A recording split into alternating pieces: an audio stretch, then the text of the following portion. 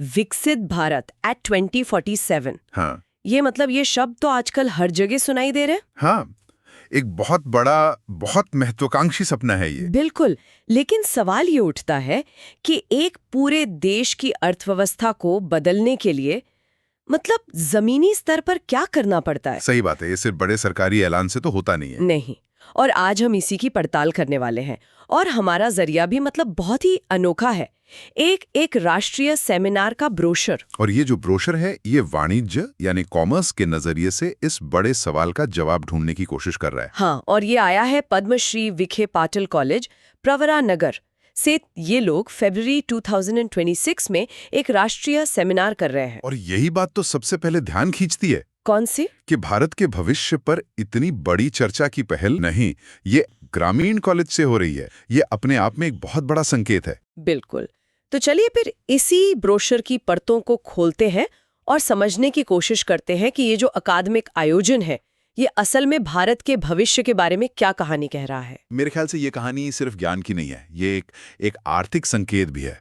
आप सोचिए, अच्छा, कैसे? जब प्रवरानगर जैसे केंद्र मतलब इंटेलेक्चुअल कैपिटल बनाना शुरू करते हैं, तो ये स्थानीय स्तर पर निवेश को, स्टार्टअप्स को, टैलेंट को आकर्षित करने की क्षमता रखते हैं। हाँ, ये तो है। तो ये जो ब्रेन ड्रेन की हम बात करते हैं, हाँ। उसे ब्रेन गेन में बदलने का एक जमीनी मॉडल हो सकता है। वाह, मतलब महानगरों पर हमारी निर्भरता कम होगी। बिल्कुल, और विकसित भारत के लिए ये बहुत जरूरी है। ये एक बहुत ही दिलचस्प नुक्ता है।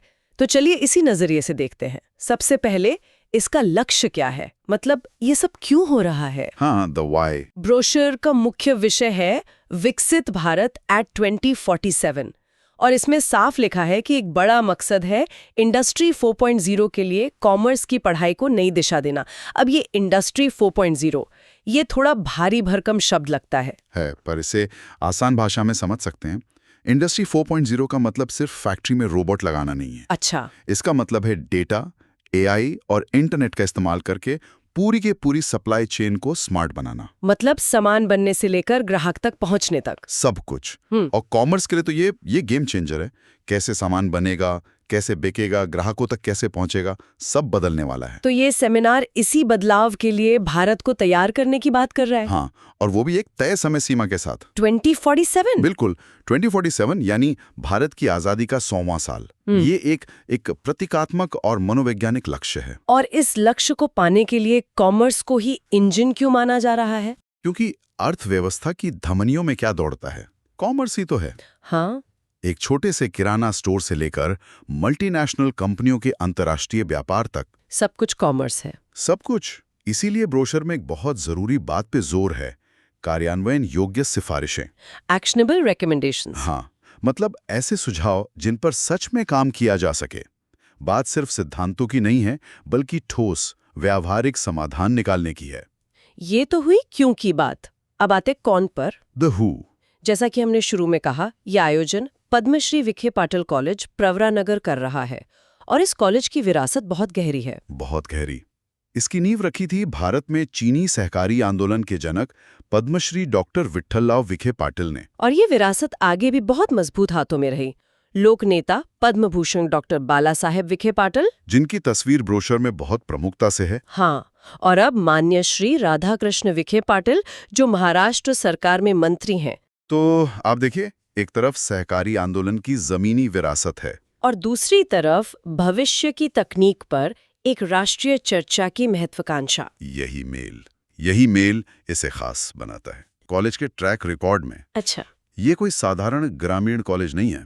इसे सावित्रीबाई फूले पुणे विश्वविद्यालय से 3 बार सर्वश्रेष्ठ ग्रामीण कॉलेज का पुरस्कार मिला है। 3 बार? हाँ, और यूजीसी ने इसे कॉलेज ऑफ एक्सेलेंस का दर्जा दिया है।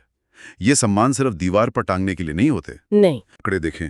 1971 में सिर्फ 20 छात्रों से शुरुआत हुई थी और आज 450 से ज्यादा छात्र हैं। और सिर्फ संख्या नहीं, क्वालिटी भी। उनके शोध का स्तर देखिए। पिछले कुछ सालों में 142 शोध पत्र, 30 से ज्यादा किताबें और 28 पीएचडी। 28 पीएचडी, ये बहुत बड़ा नंबर है। ये आंकड़े बताते हैं कि उनके पास वो बौद्धिक पूंजी है जो इस तरह के एक बड़े सेमिनार की मेजबानी के लिए चाहिए होती है। तो आपके कहने का मतलब है कि संसाधन सिर्फ बड़ी इमारतों या बड़े शहरों में नहीं होते? नहीं, लगातार मेहनत से बनाई गई अकादमिक प्रतिष्ठा और जमीन से जुड़ाव, ये भी अपने आप में एक बहुत बड़ा संसाधन है, और ये कॉलेज उसी का एक बेहतरीन उदाहरण है। वाह, अब आते हैं सबसे दिलचस्प हिस्से पर। The what? हाँ, चर्चा के विषय। यहाँ ये वाकई दिलचस्प हो जाता है। मैं तो सोच रही थी कि इसमें सिर्फ अकाउंटिंग और मैनेजमेंट की पारंपरिक बातें होंगी। पर ऐसा नहीं है। बिल्कुल नहीं। यहाँ तो गिग इकोनॉमी से लेकर हरित अर्थव्यवस्था तक सब कुछ है। ये तो पूरे देश के आर्थिक भविष्य का एक एक्सरे जैसा लगता है। बिल्कुल, और इन विषयों का चुनाव ही इस सेमिनार की दूरदर्शिता को दिखाता है। ये सिर्फ आज की बात नहीं कर रहे हैं। मैं कुछ विषयों पर आपका नजरिया जानना चाहूंगी। जैसे एक विषय है सतत वाणिज्य और हरित अर्थव्यवस्था, sustainable commerce and green economy. हाँ, एक तरफ हम तेज विकास चाहते हैं और दूसरी तरफ पर्यावरण की चिंता है। ये दोनों साथ साथ कैसे चल सकते हैं? यही तो 2047 का सबसे बड़ा चैलेंज है। देखिए, विकसित भारत का मतलब सिर्फ ज्यादा फैक्ट्रियां और ज्यादा सड़कें नहीं हो सकता। नहीं। इसका मतलब है ऐसा विकास जो पर्यावरण को नष्ट ना करे। तो इस विषय का मतलब है कि हम ऐसे बिजनेस मॉडल पर बात करें जो मुनाफा भी कमाए और धरती को भी बचाएं। बिल्कुल। जैसे ग्रीन फाइनेंसिंग है, सर्कुलर इकोनॉमी है, कार्बन क्रेडिट्स हैं।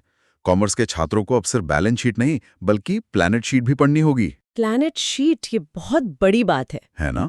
एक और विषय जिसने मेरा ध्यान खींचा वो है गिग इकोनॉमी और भविष्य का कार्यबल। ये सिर्फ जोमैटो या उबर की बात तो नहीं है। नहीं, बिल्कुल नहीं। ये तो भारत में रोजगार के पूरे मॉडल को बदल रहा है। और ये भारत के लिए एक दोधारी तलवार है। एक तरफ ये लाखों लोगों को लचीला काम और कमाई का मौका देता है। हाँ, फ्लेक्सिबिलिटी है। लेकिन दूसरी तरफ इसमें job security, pension, health insurance जैसी चीजें नहीं होती। तो सवाल यह है कि क्या हम एक ऐसी गिग इकोनॉमी बना सकते हैं जिसमें काम करने वालों के अधिकार भी सुरक्षित रहें? ये बहुत बड़ा सवाल है। बहुत बड़ा। 2047 का भारत करोड़ों गिग वर्कर्स का देश होगा। उनके भविष्य के बारे में आज सोचना बहुत जरूरी है। और इसी लिस्ट में एक और विषय है ग्रामीण डिजिटल अर्थव्यवस्था और भारत नेट परिवर्तन। यहाँ खासतौर पर भारत नेट का जिक्र है। हाँ, जो सरकार का वो महत्वाकांक्षी प्रोजेक्ट है जो देश के हर गांव को हाई स्पीड इंटरनेट से जोड़ना चाहता है। और ये विषय इस कॉलेज के लिए एकदम सटीक है, क्योंकि वो खुद एक ग्रामीण क्षेत्र में है। वो इस जरूरत को समझते हैं। बिल्कुल। सोचिए, अगर भारत नेट सफल होता है तो एक ग्रामीण छात्र भी दुनिया की सबसे अच्छी शिक्षा ऑनलाइन ले सकता है। एक किसान सीधे अंतर्राष्ट्रीय बाजार में अपनी फसल बेच सकता है। और एक छोटा कारीगर अमेज़न पर अपना स्टोर खोल सकता है। हाँ, ये डिजिटल क्रांति को शहरों से गांव तक ले जाने की बात है। हाँ। अगर ये हो गया तो विकास का नक्शा ही बदल जाएगा। इन सभी विषयों में से आपको सबसे ज्यादा चौंकाने वाला या सबसे दूर की सोचने वाला विषय कौन सा लगा?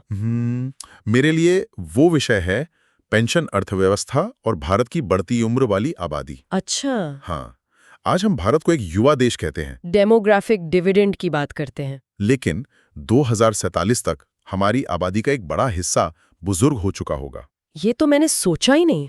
क्या हमारे पास उनके लिए पर्याप्त पेंशन व्यवस्था है? क्या हमारी अर्थव्यवस्था उनकी स्वास्थ्य जरूरतों का बोझ उठा पाएगी? ये एक ऐसा सवाल है जिस पर आज बहुत कम बात होती है। सच में? इस विषय को सेमिनार में शामिल करना दिखाता है कि वो सिर्फ 20 साल आगे नहीं बल्कि 50 साल आगे की सोच रहे हैं। ये सिर्फ व्यवसाय की नहीं, समाज की बात है। वाकई ये बहुत ही समग्र दृष्टिकोण है। चलिए अब बात करते हैं कि ये सब होगा कैसे। The how? हाँ, इसमें कौन और कैसे हिस्सा ले सकता है? ब्रोशर में एक कॉल फॉर पेपर्स है, यानी शोध पत्र जमा करने का निमंत्रण। और जो बात मुझे इसमें सबसे अच्छी लगी वो ये है कि ये सिर्फ बड़े प्रोफेसरों या शिक्षाविदों के लिए नहीं है। नहीं, इसे शोध विद्वानों और यहाँ तक कि अंडर ग्रेजुएट और पोस्ट ग्रेजुएट छात्रों के लिए भी खुला रखा गया है। ये बहुत अच्छी बात है। अक्सर ऐसे सेमिनार सिर्फ बड़े प्रोफेसरों का एक क्लब बनकर रह जाते हैं। सही बात है। युवाओं को शामिल करना बहुत जरूरी है, क्योंकि 2047 का भारत तो उन्हीं का होगा। बिल्कुल, और उनके पास नए आइडियाज होते हैं। हाँ, पेपर जमा करने की आखिरी तारीख 20 जनवरी 2026 है, और एक बड़ा प्रोत्साहन ये है कि चुने हुए पेपर्स को एक प्रतिष्ठित जर्नल में प्रकाशित करने का वादा भी है। और यहाँ पर राष्ट्रीय सलाहकार समिति की भूमिका देखिए। हाँ, वो लिस्ट भी काफी लंबी है। ये कोई स्थानीय कार्यक्रम नहीं है। समिति में मुंबई विश्वविद्यालय, गोवा विश्वविद्यालय, हिमाचल प्रदेश विश्वविद्यालय, मतलब देश के कोने-कोने से प्रोफेसर शामिल हैं। इसका क्या मतलब हुआ? इसका मतलब है कि ये आयोजन देश भर के अकादमिक नेटवर्क्स को एक साथ ला रहा है। ये सहयोग की भावना को बढ़ावा देता है, जो किसी भी बड़े लक्ष्य को हासिल करने के लिए जरूरी है। और व्यवहारिक तौर पर भी एक बहुत सुव्यवस्थित कार्यक्रम लगता है। पंजीकरण शुल्क का साफ साफ जिक्र है। हाँ, और उसमें क्या-क्या शामिल है, जैसे कॉन्फ्रेंस किट और भोजन। और एक और दिलचस्प बात, सर्वश्रेष्ठ शोध पत्र के लिए पुरस्कार भी हैं। शिक्षकों, शोधकर्ताओं और छात्रों के लिए अलग-अलग श्रेणियों में। ये पुरस्कार सिर्फ इनाम नहीं है, ये एक तरह से एक प्रोत्साहन है। अच्छी क्वालिटी के लिए। हाँ, ये उच्च गुणवत्ता वाले शोध को प्रोत्साहित करने का एक जरिया है। इससे ये सुनिश्चित होता है कि लोग सिर्फ हिस्सा लेने के लिए नहीं, बल्कि अपने सबसे अच्छे विचारों के साथ आएं। जिससे चर्चा का स्तर और भी गहरा होता है। एकदम। तो अगर हम इस पूरी बातचीत को समेटें, तो इन सब का क्या मतलब है? ये ब्रोशर सिर्फ एक सेमिनार का निमंत्रण नहीं है। नहीं, ये उससे कहीं ज्यादा है। ये भारत की एकेडमिक और विकासात्मक आकांक्षाओं का एक जीता जागता स्नैपशॉट है। बिल्कुल। ये दिखा रहा है कि कैसे ग्रामीण कॉलेज, जिसकी जड़ें सहकारी आंदोलन में हैं, वो एक हाईटेक, समावेशी और टिकाऊ आर्थिक भविष्य पर एक राष्ट्रीय स्तर की बातचीत का नेतृत्व कर रहा है। आपने बिल्कुल सही पकड़ा। ये आयोजन अपने आप में विकसित भारत का एक छोटा सा मॉडल है, एक माइक्रोकॉज्म। अच्छा। हाँ, ये राष्ट्रीय लक्ष्यों को पूरा करने के लिए स्थानीय संस्थागत ताकत का इस्तेमाल कर रहा है। ये कॉलेज के इतिहास और उसकी उपलब्धियों को भविष्य की दृष्टि के साथ मिला रहा है। परंपरा और आधुनिकता का संगम। हाँ, ये इस विचार को मजबूत करता है कि विकास की धारा सिर्फ बड़े शहरों से नहीं बहेगी, बल्कि देश के हर कोने में मौजूद ऐसे संस्थान भी इसके मुख्य स्रोत बनेंगे। तो जाते जाते श्रोताओं के लिए एक सवाल छोड़ जाते हैं। जरूर। इस संगोष्ठी का एक विषय है ग्रामीण वाणिज्य और कृषि परिवर्तन। ये विचार करने योग्य है। भारत के 2047 के आर्थिक लक्ष्य को प्राप्त करने में सबसे बड़ी क्रांति महानगरों के स्टार्टअप इकोसिस्टम से आएगी, या फिर प्रवरा नगर जैसे उन ग्रामीण क्षेत्रों से, जहां इस तरह के संस्थान नवाचार और विकास की एक नई नींव रख रहे हैं।